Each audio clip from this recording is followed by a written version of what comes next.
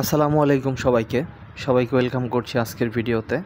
তো এই ভিডিওতে আমরা আজকে অনুষ্ঠিত এইচএসসি 25-এর সিলেট বোর্ডের উৎপাদন ব্যবস্থাপনা ও বিপণন প্রথম পত্রের এমসিকিউ এর পূর্ণাঙ্গ সমাধানটা দেখব।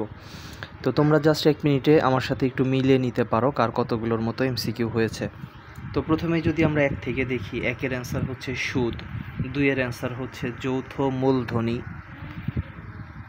3 নম্বরের অ্যান্সার হচ্ছে সেবা, 4-এর অ্যান্সার হচ্ছে পেশাগত, 5-এর অ্যান্সার হচ্ছে অংশীদারি, 6-এর অ্যান্সার হচ্ছে 1 ও 2, 7-এর অ্যান্সার হচ্ছে পণ্যের নকশাকরণ।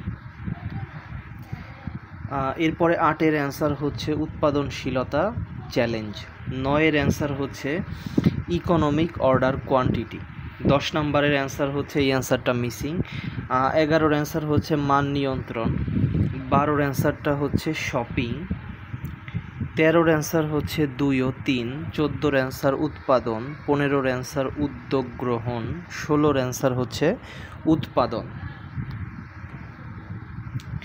17-এর অ্যান্সার হচ্ছে 1, 2, 3 সবগুলাই, 18-এর অ্যান্সার হচ্ছে ভোক্তার পছন্দ, 19-এর অ্যান্সার হচ্ছে ISO 9003, 20-এর অ্যান্সার হচ্ছে মান নিয়ন্ত্রণকারী, 21-এর অ্যান্সার হচ্ছে প্রতিরোধমূলক, 22-এর অ্যান্সার হচ্ছে 1, 2, 3 সবগুলাই,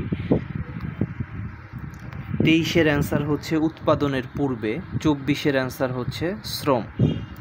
এরপর 25 থেকে যদি আমরা দেখি, 25-এর অ্যান্সার হচ্ছে উপযোগ, 26-এর অ্যান্সার হচ্ছে সত্যগত, 27-এর অ্যান্সার হচ্ছে 1, 2, 3 সবগুলাই, এরপরে 28-এর অ্যান্সার হচ্ছে সময়গত, 29-এর অ্যান্সার হচ্ছে 1, 2, 3 সবগুলাই, 30-এর অ্যান্সারটা এখানে মিসিং।